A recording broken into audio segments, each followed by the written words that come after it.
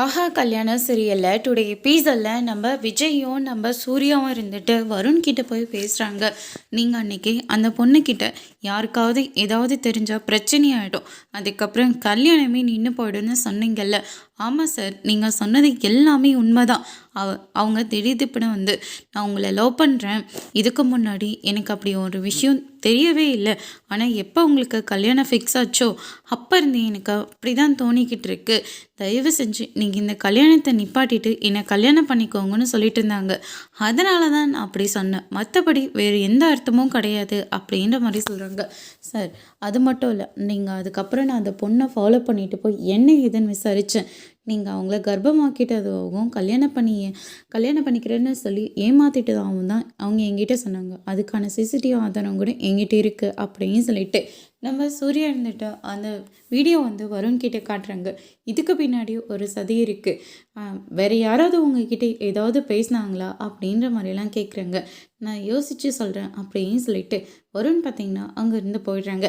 அதுக்கு அடுத்து தான் வந்து பார்த்திங்கன்னா நம்ம மகா இருந்துட்டு நம்ம கோட்டீஸ்வரிக்கு வந்து பழம்லாம் கட் பண்ணி கொடுத்துட்ருக்காங்க. உனக்கே ஏற்கனவே நிறைய பிரச்சனை இருக்குது, இதுக்கு நடுவில் நீங்களாம் வந்து எங்களை கவனிக்கணுமா? ஆமாம் பேசாமல் சாப்பிடுமா அப்படின்ற மாதிரி சொல்கிறாங்க. ஆமாம் ஐசு நீ ஏன் ஒரு மாதிரியாக இருக்க அப்படின்னு சொல்லிட்டு கேட்கவும், அம்மா ஒரு விஷயம், நீங்கள் பேசாமல் 2 பேரும் எங்கள் வீட்டுக்கே வந்துடுறீங்களா, கொஞ்ச நாள் நீங்கள் அங்கே இருங்க அப்படின்ற மாதிரி சொல்கிறாங்க. அதுக்கு அடுத்ததாக கோட்டீஸ்வரி இருந்துட்டு நான் இனிமேல் அந்த வீட்டு பக்கமே வரமாட்டேன் அப்படின்ற மாதிரி சொல்கிறேங்க. அதுக்கு அடுத்ததாக பிரபாவோட திங்ஸ் எல்லாமே எடுத்துகிட்டு வரேங்க.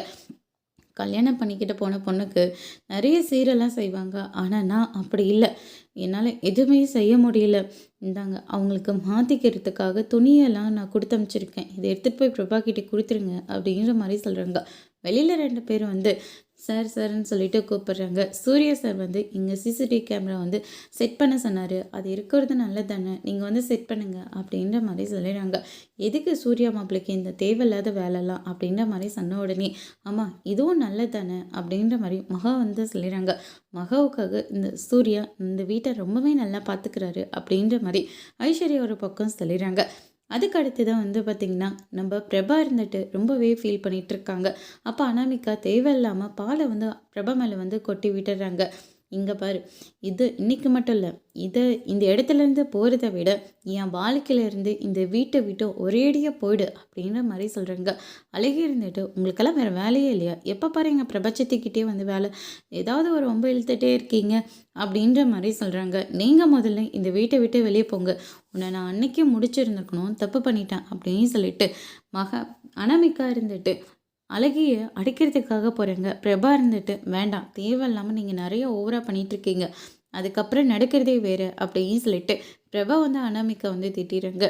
அதுக்கு அடுத்ததான் வந்து பார்த்திங்கன்னா நம்ம சித்ரா இருந்துட்டு அனாமிகா நீ இந்நேரம் பொங்கி எழுந்திருக்கணுமே, இப்படியெல்லாம் விட தான் இந்த சுட்டி வரைக்கும் உன்னை கேவலமாக பார்த்துட்டு போகிறாங்க அப்படின்ற மாதிரி சொல்லிவிட்டுறாங்க. அதுக்கு அடுத்து தான் வந்து பார்த்திங்கன்னா நம்ம சித்ரா இருந்துட்டு ரூமில் பயங்கர அப்செட்டில் இருக்கிற போது கௌதம் வந்து ஒரு நெக்லஸ் ஒன்று வாங்கிட்டு வந்து கொடுக்குறாங்க. தேவையில்லாமல் இந்த வீட்டில் நிறைய பிரச்சனை போயிட்டுருக்குடா, நீ இதால் மறுபடியும் நமக்கு ஏதாவது பிரச்சனை வரப்போகுது, அதெல்லாம் எதுவுமே வராது, எல்லாத்தையும் நான் சூரிய பக்கம் திருப்பி வச்சுட்டேன் அப்படின்ற மாதிரி கௌதம் வந்து சொல்லிடுறாங்க. அதுக்கு அடுத்து தான் மண்டபத்தில் என்ன நடந்துச்சு, ஸோ அதே மாதிரி விஜய் எப்படி குடிச்சா அப்படின்ற வரைக்கும் சூர்யா வந்து யோசிக்க ஆரம்பிக்கிறாங்க. மகா வராங்க.